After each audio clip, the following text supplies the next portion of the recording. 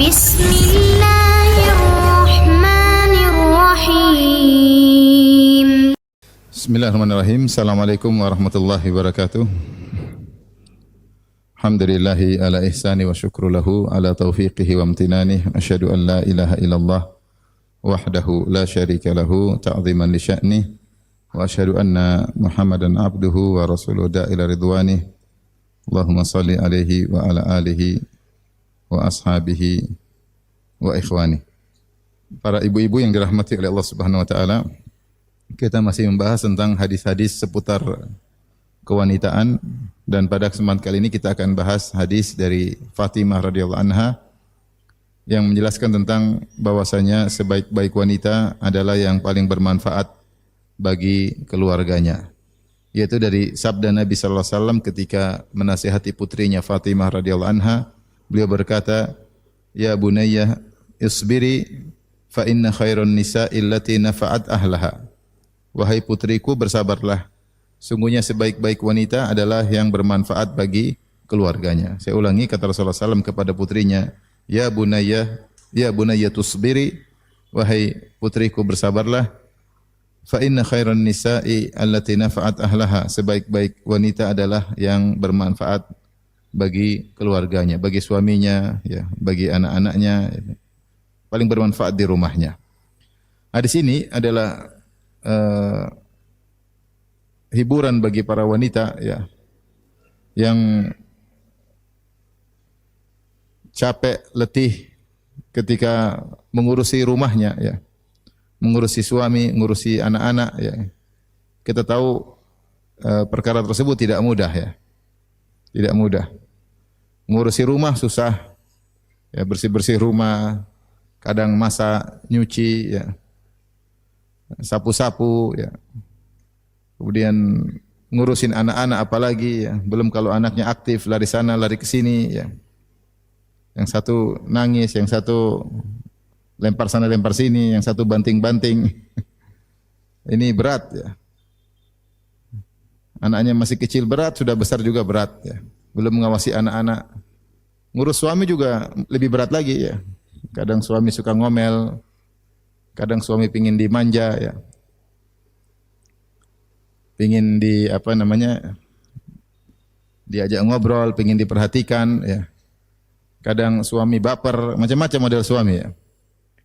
Belum menyiapkan pakaiannya, menyiapkan makanannya, ya. Dan kita tahu bahwasanya kerjaan ibu rumah tangga tidak ringan, ya. Maka ketika datang hadis ini, ya, memberi hiburan bahwasanya semua keletihan, rasa capek, keringat yang bercucuran, ya, mungkin letih dalam berfikir, ya, semuanya itu adalah pahala bagi sang wanita dan menjadikan wanita tersebut wanita yang terbaik. Oleh karenanya seorang wanita, yang pertama dia harus meniatkan semua itu karena Allah Subhanahu wa taala. Karena kaidah mengatakan tidak ada satu perkara pun yang berpahala kecuali diniatkan karena Allah Subhanahu wa taala. Kata Nabi sallallahu alaihi wasallam, la ajra illa an hisbah. Tidak ada pahala kecuali dengan ihtisab, yaitu berharap mendapatkan pahala dari Allah Subhanahu wa taala. Rasulullah SAW bersabda, "Innamal a'malu binniyat wa innamal likulli imri'in ma nawa." Setiap amalan tergantung niatnya dan masing-masing mendapatkan apa yang dia niatkan. Kalau niatnya karena Allah, dia akan dapat pahala. Jika tidak, maka tidak dapat pahala. Allah berfirman dalam Al-Quran, kullu syai'in halikun illa wajhah. Segala perkara akan sirna kecuali wajah Allah Subhanahu wa taala.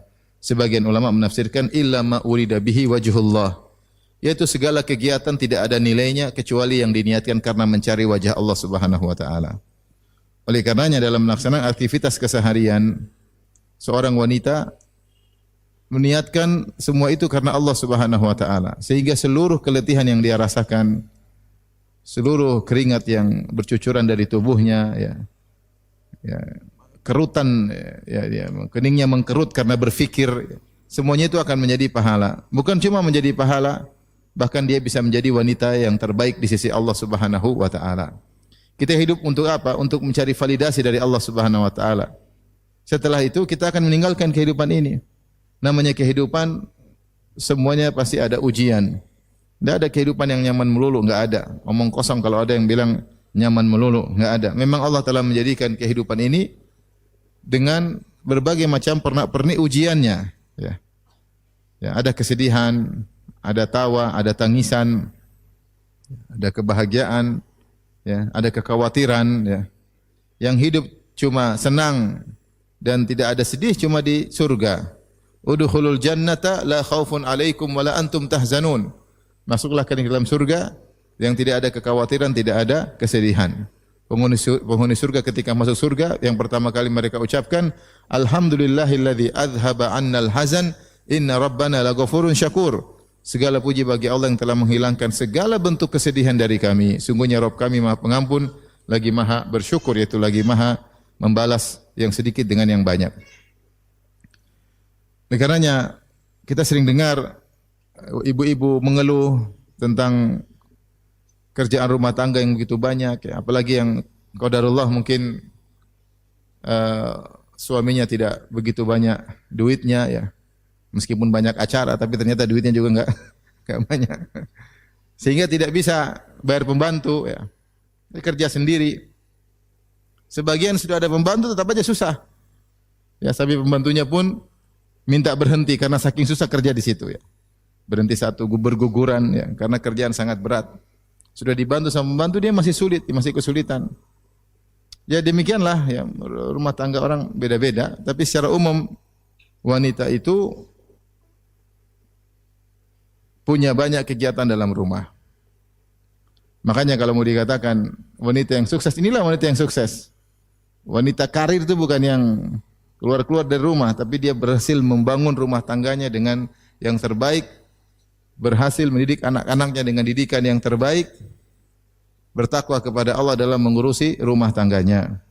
Ingat sabda Nabi SAW kepada Fatimah, ya bunayya tusbiri, wahai putriku bersabarlah, fa inna khairan nisa allati nafa'at ahlaha. Sebaik-baik wanita itu di sisi Allah Subhanahu wa taala.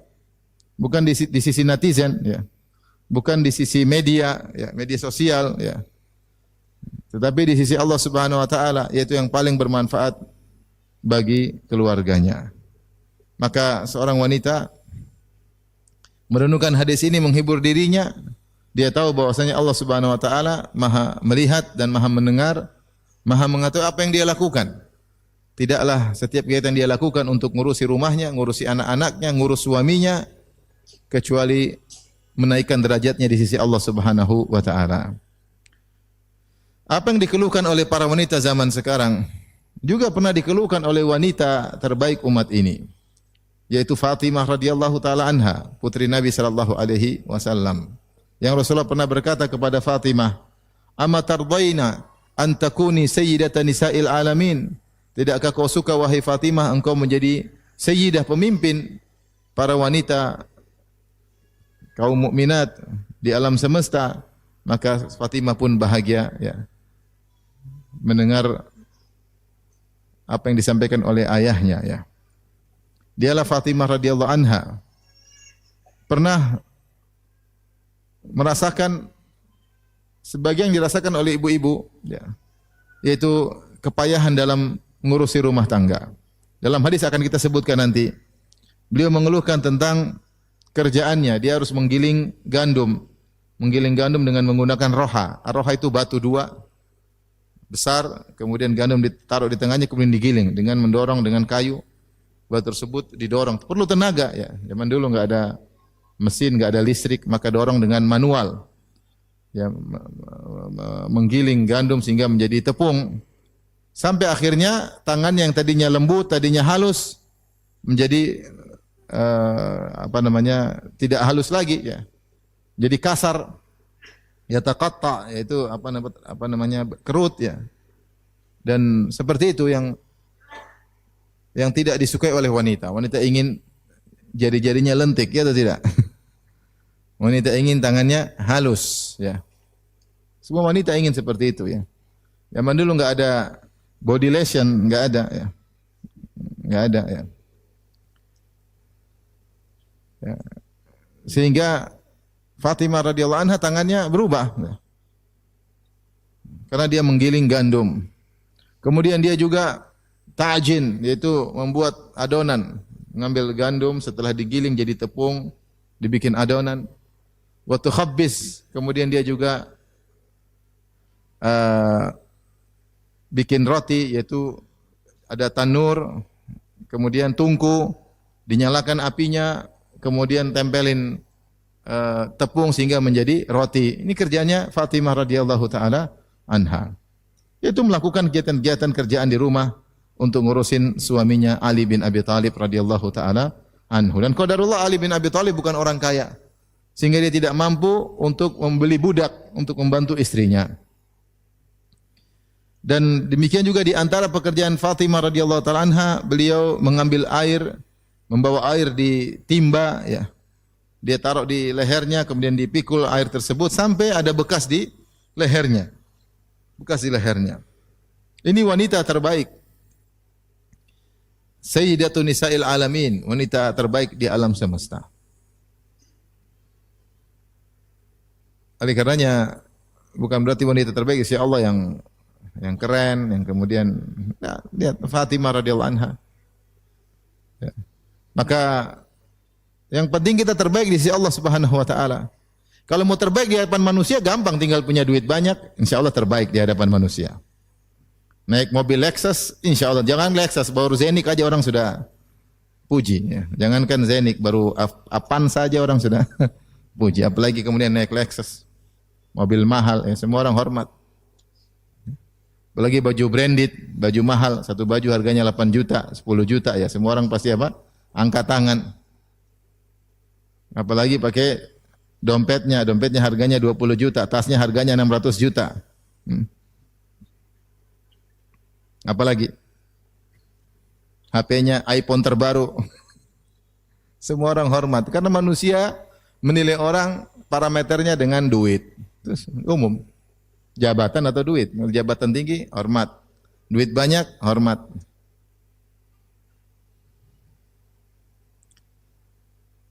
Tapi kalau kita mencari validasi dari Allah Subhanahu wa taala, bukan begitu caranya. Tidak harus jadi orang kaya. Tidak harus jadi wanita cantik, tidak harus. Semampunya kita bertakwa kepada Allah. Di antaranya dengan mengurusi kegiatan rumah tangga. Fatimah radhiyallahu anha sampai mikul air, taruh di lehernya, ngangkat timba sampai kemudian lehernya ada bekasnya. Kemudian beliau menyapu rumah sampai bajunya penuh dengan debu. Dan beliau nyalakan api sampai bajunya tidak rapi lagi karena terkena asap. Dan beliau ditimpa dengan kesulitan. Padahal beliau adalah Sayyidatu Nisa'i Ahlil Jannah. Beliau adalah pemimpin para wanita di surga. Dalam sebagian riwayat, Sayyidatu Nisa'i Ahlil Jannah. Fatimah Sayyidatu Nisa'i Ahlil Jannah. Fatimah adalah pemimpin wanita di surga. Taib. Kita bacakan hadisnya. Hadis ini disampaikan di antaranya dari Ali bin Abi Thalib, diriwayatkan Imam Bukhari dalam beberapa tempat dalam Sahih Bukhari dari Ali bin Abi Thalib, beliau berkata, "Inna Fatimah atatin Nabiy sallallahu alaihi wasallam tashku ilaihi ma talqa fi yadiha min ar-raha." Sungguhnya Fatimah datang menemui ayahnya Rasulullah sallallahu alaihi wasallam kemudian mengeluhkan kerjaan yang berat karena harus menggiling gandum. Wa balagha annahu ja'ahu raqiq, dan telah sampai kabar kepada Fatimah bahwasanya ada budak-budak ya dimiliki oleh ayahnya, mungkin habis perang ada ghanimah dapat budak-budak. Ini lumayan ya, ayahnya punya budak bisa diminta satu untuk bantu urusan rumah tangga. Maka Fatimah datang menuju ayahnya minta budak, minta pembantu. Falam tusadifhu. Ternyata waktu ke sana Rasulullah lagi tidak ada. Fadzakara dzalika li Aisyah, maka dia pun cerita sama Aisyah keluhan yang dia rasakan. Perhatikan sini, Fatimah mengeluh. Ketemu ayahnya, enggak ketemu ayahnya, ketemu siapa? Aisyah. Aisyah istri siapa? Istri Nabi sallallahu alaihi wasallam gitu. Ibu tirinya Fatimah radhiyallahu anha. Sehingga sering dalam beberapa hadis Fatimah ketemu Aisyah, Fatimah ketemu Aisyah. Sehingga hubungan mereka hubungan yang baik, tidak seperti yang digambarkan oleh orang-orang Syiah. bahwasanya Aisyah sama Fatimah bermusuhan, ini semua omong kosong ya. Ya. Akhirnya dia tidak ketemu ayahnya. Falamma jaa akhbarathu Aisyah. Ketika Rasulullah datang, maka Aisyah radhiyallahu anha lapor kepada suaminya. Akhirnya Rasulullah SAW pun datang menemui Ali dan Fatimah. Kata Ali bin Abi Thalib, yang menceritakan hadis ini Ali bin Abi Thalib. Ini ceritakan setelah Rasulullah meninggal tentu hadis ini. Dan dia tidak ada nyinggung-nyinggung keburukan Aisyah radhiyallahu anha, sama sekali enggak ada. Bahkan dia bercerita bagaimana Fatimah minta tolong Aisyah untuk menyampaikan kepada siapa? Kepada Rasulullah SAW. Faja'ana wa qad akhadna madaji'ana. Maka Rasulullah SAW pun akhirnya datang nyusul ke rumah kami. Sementara kami sudah mau tidur. Fadhahabna nakum, kami ingin bangkit menemui Nabi. Faqala ala makanikuma, kata Rasulullah SAW, sudah jangan bangkit, biar aja situ. Rasulullah yang datang menemui mereka. Faja'a faqa'ada baini wa bainiha. Faqa'ada baini wa bainaha. Maka Rasulullah SAW pun masuk, kami sedang tidur, Rasulullah masuk di tengah-tengah kami. Itu kami sedang tidur begini, Rasulullah masuk di tengah antara kaki kami dengan kakiku dengan kaki Fatimah. Dia pun duduk di antara kami berdua. Ya. Hatta wajadtu barda qadamaihi ala batni, sampai aku merasakan dinginnya kaki Nabi di perutku, kata Ali radhiyallahu anhu. Itu Rasulullah kayaknya masukkan kakinya. Jadi kaki mereka terjulur, Rasulullah masukkan kakinya di antara kaki Fatimah dengan kaki siapa? Ali. Sampai kaki Nabi mengenai perut Ali bin Abi Thalib, dan Ali bin Abi Thalib merasakan dinginnya kaki Nabi SAW. Itu lembutnya Nabi. Datang, duduk di antara putrinya dan mantunya. Bahkan menjulur sampai kaki mereka bergabung, tubuh mereka bergabung. Maka Rasulullah SAW berkata, dan dia tahu bahwasanya putrinya susah, ya, kerja berat, dia tahu. Dan dia sangat sayang kepada putrinya. Dan tidak ada dari keluarganya, dari Khadijah, yang tersisa kecuali cuma putrinya ini satu-satunya. Ya. Semuanya sudah pada meninggal. Sampai Fatimah dijuluki oleh para sahabat, kunyahnya adalah Ummu Abiha, ibu ayahnya. Kenapa Fatimah disebut ibu ayahnya? Karena dari keluarga Khadijah semua tidak ada yang tersisa kecuali Fatimah. Sehingga Fatimah itu seperti mengurusi ayahnya, menggantikan posisi ibunya Khadijah. Sehingga dia diberi gelar dengan Ummu Abiha, ibu ayahnya sendiri. Makanya dalam riwayat ketika Rasulullah SAW terluka dalam perang Uhud, siapa yang ngurusin? Yang ngurusin Fatimah. Yang merawat Nabi SAW Fatimah. Jadi bagaimana kasih sayang Nabi kepada Fatimah luar biasa, tidak usah diragukan. Inilah satu-satunya putrinya yang tersisa dari Khadijah radhiyallahu taala anha, dan semua anak-anak Nabi meninggal kecuali siapa? Fatimah. Kira-kira kalau kita anak meninggal semua tinggal satu, kita sayang atau tidak? Sayang, kita mungkin sangat semanja-manjanya. Minta apapun kita kasih. Tapi Nabi tidak demikian. Nabi kalau mau kasih pembantu 100 Nabi bisa kasih Fatimah. Dia sering menang perang, banyak ghanimah. Tapi enggak. Putrinya datang mengeluh, sakit ini, baju kotor, bau asap. Tapi apa kata Rasulullah SAW? Mengajarkan zuhud kepada keluarganya. Kata Rasulullah SAW, ala adullukuma ala khairin mimma sa'altuma. Maukah aku tunjukkan kepada kalian berdua yang lebih baik dari apa yang kalian berdua minta? Nanti dalam riwayat bukan cuma, jadi permintaan ini bukan cuma idenya Fatimah, tapi juga dari Ali bin Abi Thalib. Karena Ali bin Abi Thalib juga merasakan kesulitan. Maka Rasulullah mengatakan, maukah aku tunjukkan kepada kalian berdua suatu perkara yang lebih baik daripada yang kalian berdua minta? Itu kalian berdua minta pembantu, minta budak. Apakah yang lebih baik daripada budak? Kata Nabi SAW, idza akhadtuma madaji'akuma, kalau kalian berdua mau tidur, au awaituma ila firashikuma, atau kalian sudah menuju ke tempat tidur kalian, mau tidur, fasabbiha thalathan wa thalathin, maka bertasbihlah 33 kali. Wahmada thalathan wa thalathin, dan bertahmidlah alhamdulillah sampai 33 kali. Wa kabbira arba'an wa thalathin, dan bertakbirlah Allahu Akbar sampai 34 kali. Fa huwa khairun lakuma min khadim, dan ini lebih baik bagi kalian berdua daripada pembantu. Kalau kita bilang anak kita, udah enggak usah pengen bantu, tasbih aja, zikir. Abi ini ada-ada aja. Pembantu suruh ganti dengan apa? Zikir. Tapi mereka berdua tidak protes. Dan mereka benar-benar menerapkan wasiat Fatimah menerapkan wasiat ayahnya, Ali menerapkan wasiat mertuanya. Sampai Ali tidak pernah lagi meninggalkan zikir ini semenjak Nabi menyampaikan kepada Ali bin Abi Thalib zikir tersebut. Ali bangsa tidak pernah meninggalkan. Sampai ada yang bertanya, ngetes Ali, "Taib, kau enggak pernah meninggalkan waktu perang Siffin? Lagi perang lawan Muawiyah, waktu lagi terjadi perbedaan pendapat sehingga terjadi peperangan, bahkan kata Ali, bahkan ketika Lailatul Siffin, ketika perang Siffin pun saya tidak meninggalkan zikir ini." Subhanallah. Artinya di hari yang tegang, hari yang berbahaya, dia juga mau tidur tidak melupakan zikir ini. Ali bin Abi Thalib radhiyallahu taala anhu. Jadi yang mengeluh ternyata bukan cuma Fatimah radhiyallahu taala anha, Ali suaminya pun demikian. Dadanya sakit karena dia harus nimba air yang banyak, ya, sehingga dia ceritakan hal ini kepada istrinya. Biasa suami istri diskusi. Suami miskin, istri miskin. Suami miskin, istri apa? Miskin. Sahabat dulu banyak yang miskin. Sahabat yang miskin. Ada yang suaminya miskin. Abdullah bin Mas'ud suaminya dia miskin. Sampai istrinya kalau mau sedekah, kata Abdullah bin Mas'ud, sudah sedekah sama saya aja. Kata istrinya, Zainab namanya. Saya tanya Nabi dulu, ya tanya silakan. Tanya, kata Nabi benar. Sedekah sama kerabat 2 pahala. Pahala sedekah sama pahala menyambung kekerabatan. Sebab suami miskin. Ini suami istri apa? Miskin. Ali pun radhiyallahu anhu mengeluh tentang dadanya yang sakit. Maka dia pernah bercerita hal ini kepada istrinya Fatimah tentang kondisinya dan rasa letih yang dia rasakan. Dan dia minta Fatimah untuk pergi ke bapaknya minta pembantu. Ali berkata kepada Fatimah pada suatu hari, "Wallahi laqad sanautu hatta laqad ishtakaitu sadri." Sungguh aku sudah sanaut, yaitu sanaut itu kinanya dari sani'ah ya.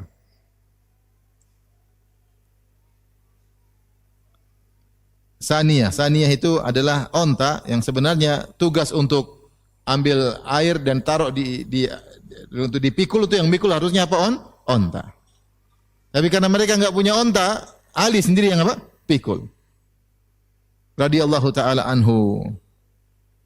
Sehingga dia berkata kepada istrinya, dia mengatakan, "Wallahi laqad sanautu." Demi Allah aku mikul air mulu. Hatta laqad syaqaitu sadri, sampai dadaku sakit. Ali bukannya orang lemes loyo kayak kita, enggak. Dia orang kuat, jagoan. Kalau tempur sangat hebat, tapi mungkin terlalu sering angkat air. Dadanya sakit ya. Dadanya sakit. Dan dia diskusi sama istrinya. Enggak ada masalah, coba kita minta pembantu sama Abi, minta sama ayah. Kata Ali bin Abi Thalib kasih ide, waqad ja'a Allahu abaka bisabyin. Ayahmu lagi Allah berikan kepadanya banyak budak. Fadhhabi fastakhdimihi. Pergilah ke ayahmu, minta tolong, minta pembantu sama ayah. Siapa yang kasih ide? Ali bin Abi Thalib.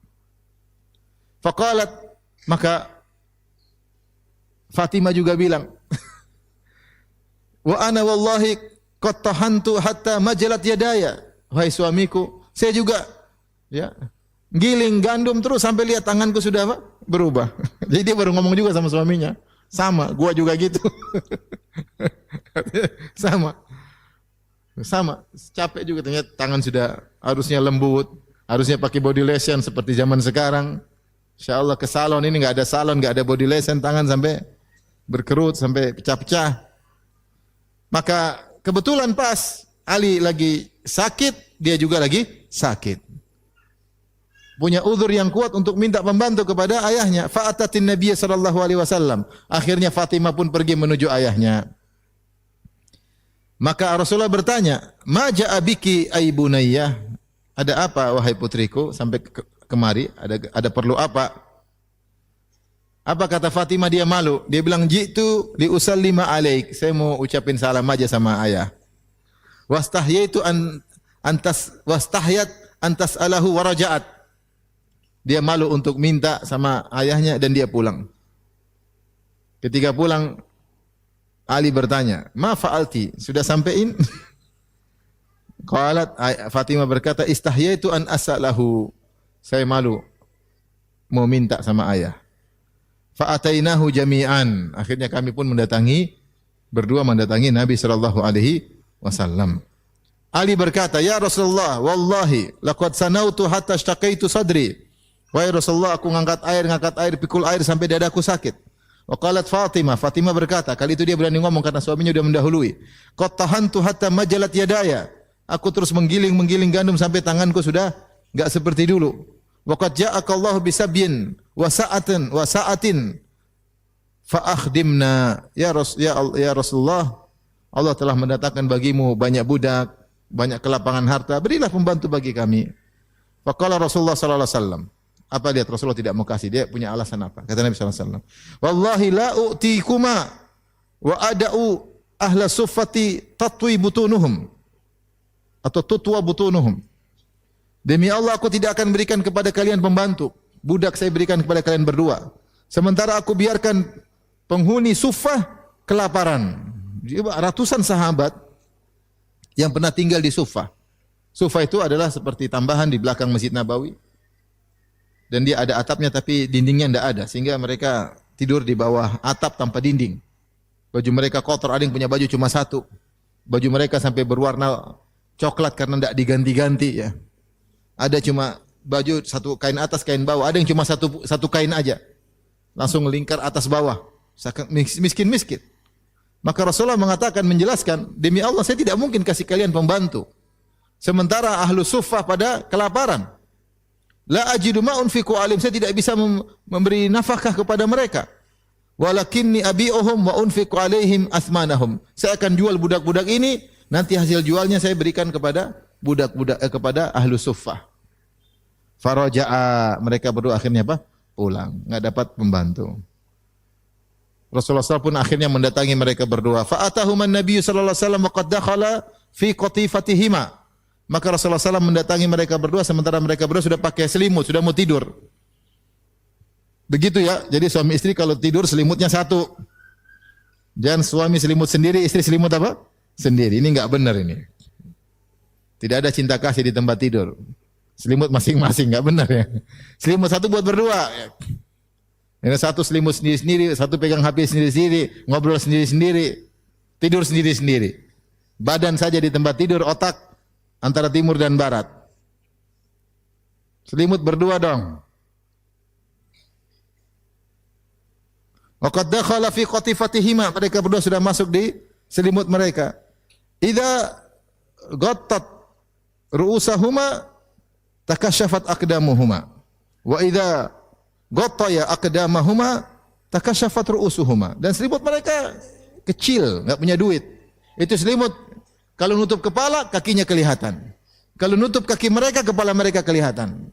Padahal namanya Madinah sering musim dingin. Kalau musim dingin maunya selimut nutup semua. Iya enggak? Tapi duit tidak ada. Selimut pun hanya begitu modelnya. Ini maksudnya kita merenungkan bagaimana kehidupan orang-orang termulia yang telah dijamin masuk surga. Kehidupan manusia-manusia terbaik di alam semesta. Hidupnya sederhana, tidak punya pembantu, kerja sendiri, giling gandum sendiri, bikin adonan sendiri, bikin roti sendiri, makan sendiri. Ngurus suami. Belum kalau punya anak-anak dari Ali bin Abi Thalib, ngurus anak. Fathara, ketika mereka lihat Nabi datang, mereka ingin bangkit. Faqala, Rasulullah SAW berkata, makanakuma, udah tenang aja di tempat, jangan pergi. Kemudian Rasulullah berkata, ala ukhbirukuma bi khairin mimma sa'altumani. Maukah aku kabarkan kepada kalian berdua yang lebih baik daripada apa yang kalian berdua minta daripada pembantu. Qala bala, tentu. Kata mereka berdua, tentu ya wahai Rasulullah. Faqala kalimatun 'allamanihinna Jibrilu. Zikir-zikir yang Jibril alaihissalam mengajarkan kepadaku. Faqala, maka Nabi ajarkan, tusabbihani fi duburi kulli salatin ashran wa tahmadani ashran wa tukabbirani ashran. Kalian berdua bertasbih setelah salat 10 kali. Kalian berdua bertahmid setelah salat 10 kali dan kalian bertakbir 10 kali. Ini di antara bentuk zikir subhanallah, alhamdulillah, Allahu akbar, ada berbagai macam model, ada 3 atau 4 model. Ya.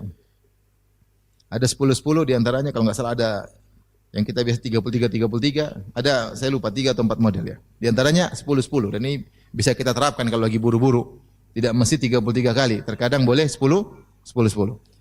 Kemudian wa idza ataituma, ini yang jadi perhatian kita, wa idza ataituma ila firasyikuma fasabbiha 33. Kalau kalian berdua mau tidur sudah di tempat tidur, maka jangan lupa bertasbih 33 kali. Wahmada, hendaknya kalian berdua mengucapkan alhamdulillah 33 kali. Wa kabbira 34 dan kalian bertakbir 34 kali. Dan ketika Fatimah radhiyallahu anha mengeluh kepada Nabi, Nabi menasihatinya dengan nasihat yang menjadi topik pembahasan kita pada pagi hari ini. Rasulullah berkata, "Ya bunayyah, wahai putriku, isbiri, bersabarlah. Hidup ini perlu sabar. Fa inna khairan nisa'i allati nafat ahlaha."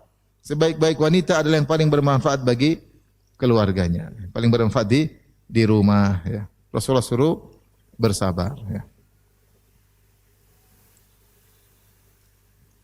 Maka kalau wanita termulia seperti Fatimah, nasabnya tertinggi, bagaimana tidak, dia wanita Quraisy, putrinya Rasulullah sallallahu alaihi wasallam. Dialah sayyidatu nisa'i ahlil jannah, pemimpin para wanita di surga. Ternyata beliau juga bekerja sebagaimana layaknya ibu-ibu. Ya. Maka tidak perlu seorang wanita berkecil hati ketika dia bekerja, dia tahu bahwasanya wanita terbaik juga demikian. Ya.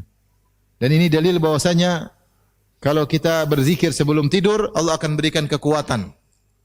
Maka ibu-ibu kalau mengeluh, capek ngurus anak, ngurus bayi, ngurus anak yang sudah besar, ngurus anak masih kecil, ngurus suami, capek maka berzikir sebelum tidur. Zikir cuma sebentar. Subhanallah 33 kali, alhamdulillah 33 kali, Allah Akbar 34 kali. Insyaallah bangun seger. Insyaallah bangun seger. Bahkan Rasulullah mengatakan lebih baik daripada pembantu ya. Oleh karenanya Ali bin Abi Thalib tidak pernah meninggalkan zikir ini.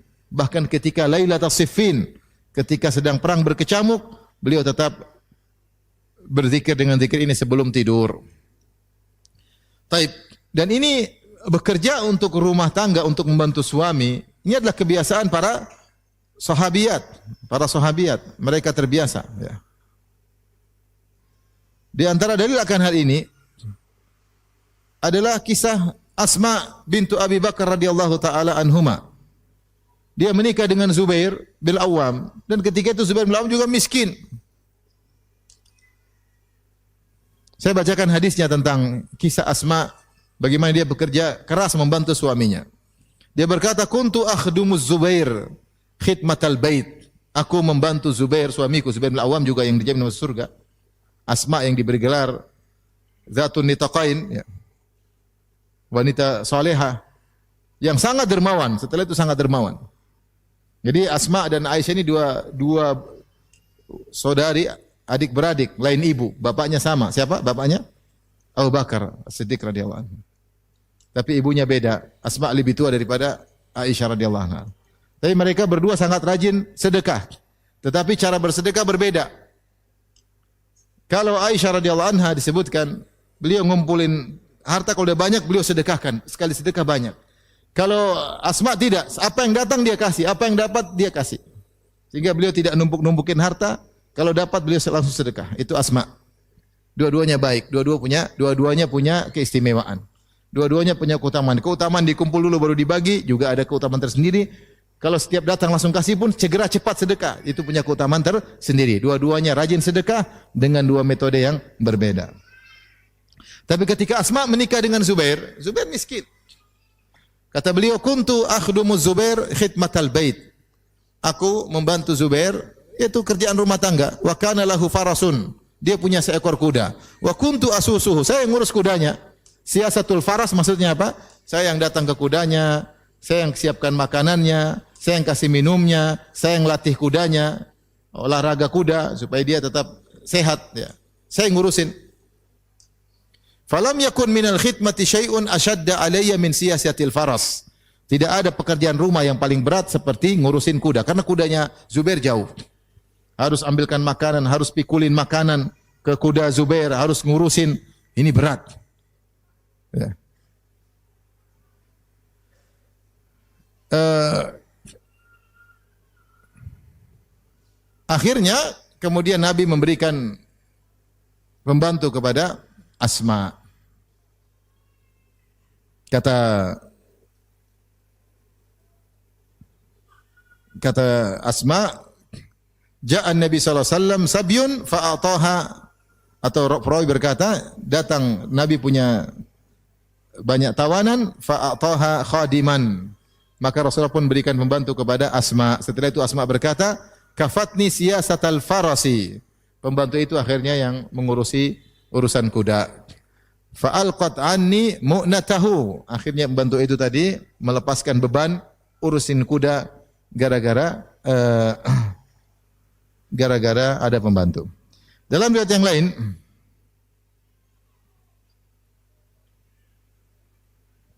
saya lanjutkan hadisnya. Kata Asma, faja'ani rajulun. Kemudian datang seorang kepadaku. Dia berkata, ya Ummu Abdillah, ini rajulun faqir. Wahai Asma, kunyahnya Ummu Abdillah karena anaknya Abdullah bin Zubair. Abdullah bin Zubair. Dan Aisyah juga kunyahnya Ummu Abdillah, berkunyah kepada putrinya Asma, putranya Asma. Asma punya putra namanya Abdullah bin Zubair. Sehingga Abdullah bin Zubair ini ponakannya siapa? Aisyah. Aisyah berkunyah dengan ponakannya, maka Aisyah kunyahnya Ummu Abdillah. Asma juga demikian. Orang ini berkata, ya Ummu Abdillah, ini rajulun faqir. Wahai Ummu Abdillah, Asma, saya sungguhnya seorang miskin. Aratu an abi'a fi dhilli darika. Saya mau jualan tapi di atap rumahmu. Jadi dia mau jualan depan rumahnya siapa? Asma. Qalat inni in rakhastu laka abadzalika Zubair. Saya kalau izinkan kau jualan depan rumah pakai atap rumah saya, mungkin suamiku enggak mau, Zubair. Fata'al fatlub ilayya. Ya. Zubair syahid. Kok kemari lagi nanti kalau ada Zubair hadir lagi di rumah, kau minta sama saya. Biar Zubair lagi di rumah. Faja'a, akhirnya Zubair bin Awam suaminya Asma lagi di rumah. Maka datanglah laki-laki miskin tadi, dia berkata, ya Ummu Abdillah, ini rajulun faqir, aratu an abi'a fi dhilli darik. Ya Ummu Abdillah, saya ini orang miskin, saya ingin jualan di naungan atap rumahmu. Faqalat ma laka bil madinati illa dari fulan. Memang kenapa kau hanya pilih rumahku, kan rumah banyak. Rumah orang lain kan banyak, kenapa jualan di rumahku? Faqala lah Zubair berkata, ma laki antamna'i rajulan faqiran yabi. Sudah biarin aja, kenapa dilarang? Biarin aja jualan. Fakana yabi'u ila an kasab. Akhirnya dia jual orang miskin tadi, akhirnya dia punya duit banyak. Fabi'tuhul jariyata. Akhirnya saya punya budak, saya jual ke dia. Sampai dia punya duit, dia bisa beli budak saya. Fadakhala alaihi Zubair wa thamanuha fi hajari. Atau fi hijri, ya. Faqala habiha li. Qalat inni qad tasaddaqtu biha. Maka saya jual budakku kepada laki-laki tadi. Kayaknya saya bawa duit. Mungkin bawa dinar atau dirham. Pas saya lagi pegang duit, suamiku datang, Zubair bin Awam. Dia berkata, wa istriku, hadiahkan itu buat saya. Faqalat inni qad tasaddaqtu biha. Yaudah, saya sudah sedekahkan. Taib. Riwayat yang lain, bagaimana kerjanya Asma? Kata Asma binti Abi Bakar Siddiq radhiyallahu taala anhuma, tazawwajani Zubair wa ma lahu fil ardi min malin wala mamlukin. Zubair menikahiku, dia enggak punya harta. Dia enggak punya tanah. Dia enggak punya budak, wala syai', dia tidak punya apa-apa. Ghairu nadhihin wa ghairu farasihin. Cuma dia punya onta untuk mikul air, untuk ambil air, dan dia punya kuda. Fakuntu a'lifu farasahu. Saya yang menyediakan makan buat kudanya. Wa astaqil ma, dan saya bawa onta ambil air, taruh ke atas onta, bawa pulang. Itu kerjaannya Asma. Wa akhrizu gharbahu, saya yang menjahit embernya. Dulu ember terbuat dari kulit, saya yang jahit. Karena air diambil pakai apa? Dulu belum ada plastik. Pakai kulit. Saya yang jahit kulitnya. Wa ajinu, saya yang bikin adonan makan. Walam akun uhsinu an akhbizu. Saya dulu tidak pandai untuk panggang roti. Wa kana yakhbizu jaratun li minal ansar. Tapi saya punya pembantu dari wanita-wanita Ansar, mereka yang bantu kalau saya sudah bikin adonan, mereka yang bikin apa? Bikin roti, yang manggang roti. Khawatir kalau kelamaan jadi gosong atau kurang matang, mereka lebih pandai.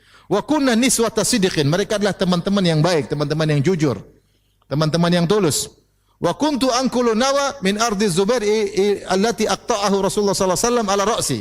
Saya dulu mikul nawa. Jadi makanan kuda, makanan onta dulu di antaranya adalah biji-biji korma. Biji-biji korma tersebut jadi makanan hewan. Ya, caranya direndam, ya mungkin digerus, kemudian dicampur dengan makanan. Kalau sudah direndam 3 hari jadi lembek, bisa dimakan oleh apa? Hewan.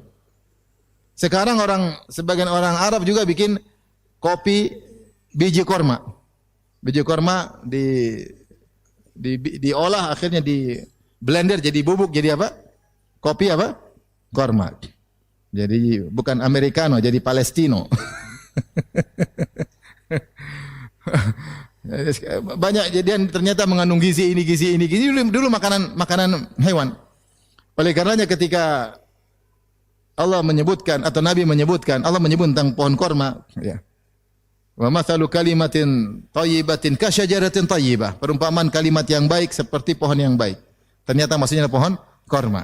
Dan Rasulullah SAW berkata, "Inna minasyajari lama barakatuha kabarakatil muslim." Sungguhnya ada sebuah pohon yang keberkahannya seperti keberkahan seorang muslim. Pohon tersebut pohon korma. Ternyata pohon korma itu dari ujung atas sampai ujung akar semuanya bermanfaat. Ini manfaatnya apa? Ini manfaatnya apa? Ini manfaat. Sampai mereka bilang kalau gitu bijinya apa? Bijinya juga manfaat untuk jadi makanan apa? Hewan. Sekarang untuk bikin apa? Kopi. Kopi biji korma. Jadi dia mikul biji korma itu, ya, untuk kasih kuda tersebut. Wa anqulu nawa min ardi Zubair allati aqta'ahu Rasulullah sallallahu ala ra'si. Wa hiya minni ala thulutsai farsakhin. Ya, aku angkat, ya, biji tersebut dari tanah yang Rasulullah berikan kepada Zubair. Ibnu Hajar mengatakan maksudnya bukan tanah hadiah, tapi tanah itu boleh dikelola. Hasilnya buat Zubair, tapi bukan milik pribadi Zubair. Saya angkat biji bawa ke rumah mungkin untuk apa namanya? Ngurusin kuda, makanan kuda. Ala thulutsai farsakhin, itu 4 kilo, kira-kira 4 kilo. Satu farsakh kurang lebih 6 kilo, 2/3 farsakh kurang lebih berapa kilo? 4 kilo. Ini jalan, ngangkat kepala. Tidak mengeluh. Kita ini kan wanita penghuni surga, ngapain ngangkat begini? Enggak. Katanya suamiku penghuni surga. Rasulullah berkata, Zubair fil jannah. Zubair bin Awam di surga. Kata Rasulullah SAW, inna likulli nabiyyin hawariyan. Sungguhnya setiap nabi ada penolong yang spesial. Wa inna hawari Zubair bin Awam. Dan sungguhnya penolongku spesial adalah Zubair bin Awam. Jagoan yang hebat. Faji'tu yauman wan nawa ala ra'si. Suatu hari aku datang dari tanahnya Zubair, saya pikul itu biji korma di atas kepala. Jalan kaki. Berapa kilo? 4 kilo. Falakitu Rasulullah sallallahu alaihi wasallam ma'ahu nafarun minal ansar. Rasulullah sedang berjalan naik onta bersama sekelompok orang dari kaum Ansar. Rasulullah lihat kasihan, ini Asma lagi kerja bantu suaminya, ngurusin kuda, ngambil biji korma jadi jauh bawa ke rumah. Maka Rasulullah lihat, Rasulullah ini iparnya. Asma iparnya Nabi atau bukan? Iparnya Nabi kan, istrinya Aisyah. Ini kakak ipar. Fada'ani, maka Rasulullah panggil. Ya. Maka Rasulullah berkata, ikhin, liyahmilani khalfahu. Yaitu Rasulullah, naik sini, saya bonceng. Rasulullah suruh naik di belakang Nabi untuk Nabi bonceng. Sehingga ini dibahas oleh para ulama. Bolehkah Nabi bonceng wanita padahal bukan, tidak halal bagi Nabi? Itu ipar halal atau bukan? Tidak halal. Ya. Ada yang mengatakan kekhususan Nabi sallallahu alaihi wasallam. Ada yang mengatakan saking dekatnya. Tapi intinya kekhususan Nabi sallallahu alaihi wasallam, kata Nabi, silakan naik. Dan lagi pula Nabi tidak sendirian tapi berjalan dengan beberapa kaum Ansar. Memang ini kekhususan Nabi sallallahu alaihi wasallam. Kata Asma ketika disuruh naik dia mengatakan fastahyaitu an asira ma'ar rijal. Sama seperti Nabi mendatangi Ummu Sulaim. Ya, datang khusus sampai disebutkan Ummu Sulaim mengambil keringat Nabi sallallahu alaihi wasallam. Jadi ada kedekatan Ummu Sulaim padahal ini siapa Ummu Sulaim sehingga dibahas apakah ada hubungan kekerabatan sama Nabi, apakah ada hubungan persusuan, tapi ini di antaranya kekhususan Nabi. Ya, sikap Nabi kepada Ummu Sulaim dan sikap Nabi ingin bersikap kepada Asma. Maka Asma berkata fasahyaitu an asira ma'ar rijal. Saya malu mau jalan bareng-bareng dengan rombongan lelaki. Akhirnya saya tidak naik, saya tetap jalan kaki. Setelah Nabi berlalu, fadzakartu Az-Zubair wa ghairatahu. Saya ingat Zubair bin Awam dan dia orang pencemburu. Kalau tahu saya naik di belakang Nabi mungkin dia cemburu. Wa kana aghyaran nas, suamiku tu orang paling pencemburu. Fa'arafa Rasulullah sallallahu alaihi wasallam anni qad istahyaitu, Rasulullah tahu saya malu, famada, Rasulullah tidak paksa, Rasulullah jalan. Faji'tu Zubair, setelah itu aku pulang, aku ketemu Zubair, aku berkata, laqiyani Rasulullah sallallahu alaihi wasallam wa ala ra'sin nawa. Tadi Nabi sallallahu alaihi wasallam ketemu aku dan aku sedang mikul apa? Biji korma. Jalan berapa kilo? 4 kilo. Mungkin tiap hari, mungkin. Wa ma'ahu nafarun min ashabihi, dan Nabi sedang bersama teman-temannya. Fa ana khali arkab. Rasulullah sudah turunkan onta supaya saya naik. Kata Rasulullah, silakan naik. Fastahyaitu minhu. Namun saya malu sama Nabi. Wa araftu ghairataka, dan saya ingat kau itu pencemburu. Apa kata Zubair bin Awam? Wallahi lahamlukin nawa kana ashadda alayya min rukubiki ma'ahu. Sungguh demi Allah, lebih berat bagiku ingat kau angkat biji daripada kau dibonceng oleh Nabi sallallahu alaihi wasallam. Ya. Jadi Zubair juga kasihan lihat istrinya.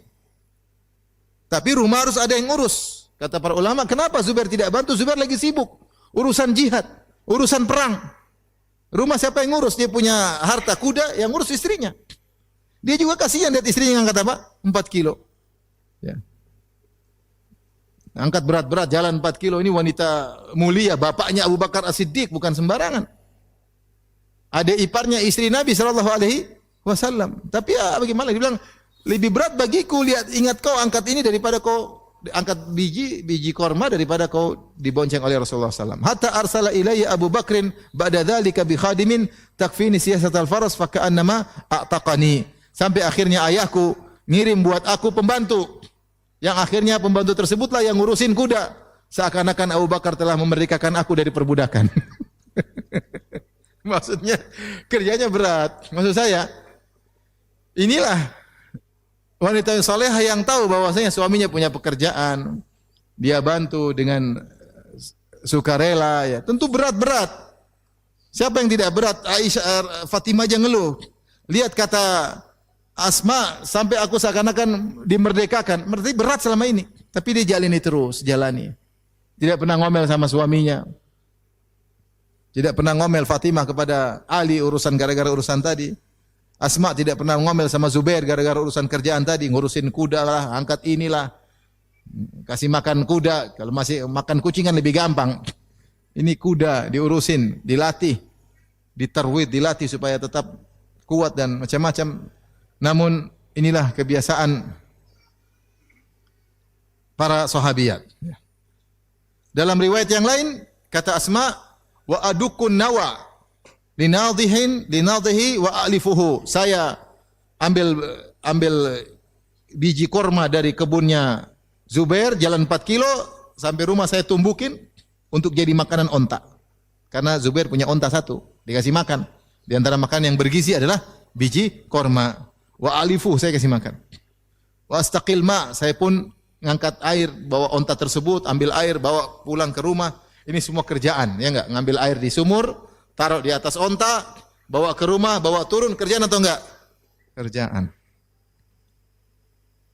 Tapi mereka tidak pernah ngomel sama suami, ya. Tahu kondisi bagaimana keluarga. Taib. Jadi ini semua di antara dalil bahwasanya wanita-wanita termulia di zaman para sahabat, mereka ternyata bekerja ngurusin apa? Rumah. Dan semua itu menjadi pahala bagi mereka. Dan Nabi SAW mengajarkan zuhud kepada Fatimah, padahal dialah putri yang satu-satunya yang sangat dia cintai yang tersisa. Tetapi dia mengajarkan zuhud. Dan dia mengatakan, bagaimana saya mau kasih engkau budak sementara sahabat-sahabatku masih kelaparan di Sufah. Lebih baik saya jual budak ini, uangnya saya belikan makanan buat mereka. Rasulullah mendahulukan para sahabat daripada keluarganya sendiri. Dan demikianlah Rasulullah mengajarkan zuhud pada dirinya dan pada keluarganya. Ya. Kalau Rasulullah mau kaya, sangat mudah. Rasulullah punya emas, dia bagi-bagi. Rasulullah punya harta, dia bagi-bagi. Kalau dia mau kaya, bisa. Dialah pemimpin kota Madinah. Dia menaklukkan berbagai macam negeri. Ya, kalau kita baru raja kampung, sudah rumah mewah luar biasa. Baru raja kampung. Bukan raja kota, baru raja kampung, raja kecamatan, udah rumah mewah kayak rumah raja-raja ya. Taib, dari sini para ulama bahas tentang hukum wanita ngurusin kerjaan rumah, apa hukumnya? Ada khilaf di kalangan para ulama. Setelah semua sepakat bahwasanya ini boleh. Bahkan zahirnya bahwasanya ini adalah perbuatan yang mulia sebagaimana tadi hadis-hadis yang kita sebutkan dicontohkan oleh para sahabiat. Maka jumhur ulama mengatakan bahwasanya tidak wajib bagi seorang istri ngurusin kerjaan rumah. Yang wajib bagi istri hanyalah urusan ranjang. Dia dinikahi oleh suaminya bayar mahar supaya dia bisa melayani suaminya. Sehingga kalau dia keluar rumah enggak boleh, harus minta izin kepada suaminya. Pokoknya kalau suaminya pulang ke rumah dia harus siap sedia. Kapan suaminya ingin menggaulinya dia tidak boleh menolak sama sekali.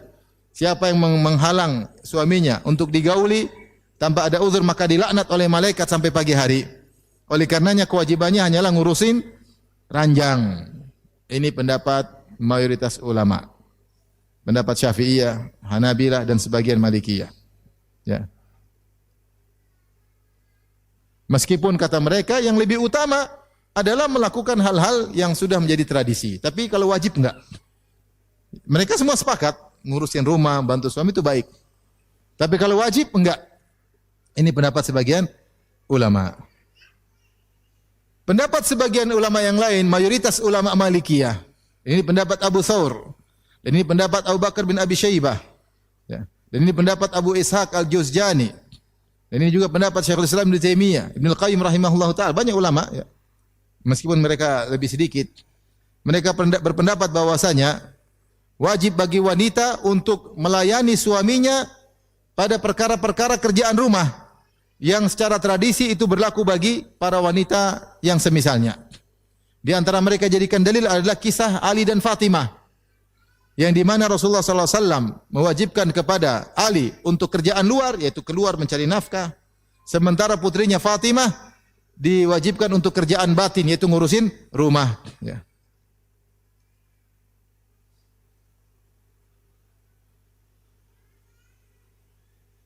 Dan di antara dalil akan hal ini, Rasulullah pernah memerintah kepada istrinya Aisyah radhiyallahu taala anha. Ini juga dijadikan dalil. Suatu hari Rasulullah SAW ingin menyembelih hewan kurban. Maka Rasulullah SAW memerintah istrinya. Dia berkata, "Ya Aisyah tu halummi al-mudiyah." Wahai Aisyah, datangkan, tolong ambil pisau atau golok sini. Saya mau sembelih. Tsumma qala, setelah itu Aisyah ambil golok, kata Rasulullah, "Ishhadhiha bihajarin." Asah itu, asah. Aisyah asah. Pakai batu. Dia asah. Berarti Rasulullah perintah Aisyah atau tidak? Kira-kira ngasah pedang karena Aisyah ahli, ya sudah Rasulullah suruh. Ini kerjaan. Rasulullah perintahkan. Tsumma akhadhaha, kemudian Rasulullah SAW pun mengambil setelah diasah oleh Aisyah, Rasulullah gunakan untuk menyembelih hewan tersebut. Jadi maksud saya, ini dalil bahwasanya wanita boleh diperintah oleh suaminya. Buktinya Rasulullah SAW memerintah Aisyah. Demikian juga Rasulullah SAW menyuruh Aisyah untuk mengambil sajadah di masjid. Kata Rasulullah, ambil sajadah di masjid. Kata Aisyah, "Ya Rasulullah, saya sedang haid." Kata Rasulullah SAW, inna haidataki laysat biyadiki." Haidmu bukan di tanganmu, ambil aja, enggak ada masalah. Artinya tanganmu tidak akan mengotori masjid. Datang ambil sajadah yang ada di masjid, bawa ke sini. Ya Rasulullah perintah. Jadi pendapat yang lebih kuat Allah alam bisawab adalah wanita wajib melakukan kegiatan yang sudah merupakan tradisi di negeri tersebut. Itulah tugas para istri. Itulah tugas para istri, maka wajib bagi dia melakukannya. Saya bacakan perkataan Ibn Taimiyah rahimahullah taala. Beliau berkata, "Wa tajibu khidmatu zawjiha bil ma'ruf min mithliha li mithlihi." Wajib bagi seorang wanita untuk berkhidmat, itu melayani suaminya dengan yang wajar, yaitu sebagaimana wanita semodel dia untuk lelaki semodel dia. Wa yatanawwa'u dzalika bi tanawwu'il ahwal, dan kewajiban tersebut bervariatif sebagaimana bervariasinya kondisi. Fa khidmatul badawiyyati laisa ka khidmatil qurawiyah. Wanita di desa kewajibannya tidak seperti wanita di kota. Tergantung tradisi masing-masing. Wa khidmatul qawiyyati laysat ka khidmatil dha'ifah. Dan wanita yang kuat tentu kewajibannya melayani suaminya tidak seperti wanita yang lemah. Wa qalahu al-Juzjani min ashabina wa Abu Bakar ibnu Abi Syaibah. Dan ini pendapat al-Juzjani dari kalangan kami itu kalangan Hanabilah dan juga Abu Bakar ibnu Abi Syaibah. Dinukil dari Ikhtiarat ya Ibnu Taimiyah rahimahullahu taala. Dan ini juga pendapat Ibnu Qayyim rahimahullahu taala. Beliau berdalil dengan kisah Fatimah dengan Ali. Dan Rasulullah SAW tidak mengatakan Ali, ini bukan tugas putriku. Enggak. Rasulullah malah ya sudah kerja lebih bagus. Kemudian ketika Asma lewat, Rasulullah tahu bagaimana Asma susahnya. Rasulullah tidak bilang tidak wajib, enggak. Rasulullah ya silakan, tetap aja jalan 4 kilo mikul. Rasulullah biarin karena itu kebiasaan tradisi wanita di zaman tersebut. Dan kita tahu bahwasanya seorang laki ketika menikah secara urf, antum kalau menikah sama wanita, kalau dia bilang saya mau nikah sama kamu, saya tidak mau masak, tidak cuci piring, kira-kira antum mau nikahi enggak? Akhi, saya mau nikah, tapi ingat saya ikut pendapat jumhur. Tidak wajib bagi saya masak, tidak wajib bagi saya cuci piring, wajib saya cuci pakaian, enggak ada urusan ya. Pokoknya saya urusan ranjang, ngerapiin ranjang. Antum mau nikahin enggak? Enggak lah, cari yang lain aja. Menunjukkan bahwasanya ketika seorang laki menikah dengan wanita sudah sama-sama tahu, terutama di tanah air, bahwasanya kalau menikah wanita tersebut akan bekerja sebagaimana wajarnya wanita-wanita yang lain. Dan dalam kaidah al-ma'rufu urfan kal masyruti syartan, perkara yang sama-sama diketahui kemudian diakadkan meskipun tidak dilafalkan tapi sama-sama tahu itu seakan-akan persyaratan. Contohnya begini. Kita beli mobil di suatu dealer misalnya. Nanti dia yang antar, enggak usah ngomong, sudah sama-sama tahu setiap beli pembelian mobil di dealer nanti dia apa? Nganterin. Ya sudah, meskipun dalam akad tidak ditulis dia bakalan ngantar, meskipun tidak diucapkan, meskipun tidak dituliskan, tapi karena sama-sama tahu, maka itu sudah menjadi syarat yang tidak tertulis. Al-ma'rufu urfan kal masyruti syartan. Suatu yang sama-sama urf diketahui seperti persyaratan meskipun tidak ditulis. Sama kalau kita menikah dengan seorang, kita tahu namanya kita mau menikah, kita istri kita yang masakin, yang cuci piring, cuci pakaian secara umum itu. Beda kalau istri kita suruh ngurusin ibu kita, itu enggak. Tidak wajib. Karena secara pekerjaan rumah tangga itu bukan urusan apa? Istri. Jadi Allah alam bisawab, pendapat yang lebih kuat pendapat sebagian ulama bahwasanya mengerjakan pekerjaan rumah hukumnya adalah wajib bagi para wanita, dan kalau kita bilang hukumnya wajib pahalanya lebih besar. Kalau kita bilang hukumnya wajib berarti pahalanya lebih apa? Besar, karena wajib lebih besar daripada sunnah. Subhanallah, kalau kita ikut pendapat jumhur Rasulullah mengatakan wanita tidak wajib kerjaan rumah. Kalau dia lakukan ini lebih utama tapi tidak wajib. Sama jumhur sebaliknya mengatakan tidak wajib bagi suami untuk memberi pengobatan kepada istrinya. Kalau istrinya sakit tidak wajib berobat sendiri. Ini pendapat jumhur. Ya, punya istri kerja enggak wajib. Saya pilih pendapat jumhur. Waktu dia sakit rasakan sana. Saya enggak wajib bagi saya ngurusin kamu sakit. Kalau ikut jumhur tidak wajib, mesti sakit ya sudah. Dia enggak bisa ngelayani, selesai. Enggak ada kasih nafkah, enggak bisa ngelayani, selesai. Nafkah saya ada timbal baliknya, layani saya. Tidak melayani, mohon maaf, tidak ada nafkah. Kalau kita mau ikut benar-benar perkataan sebagian fuqaha, letterlek seperti itu, plek-plek.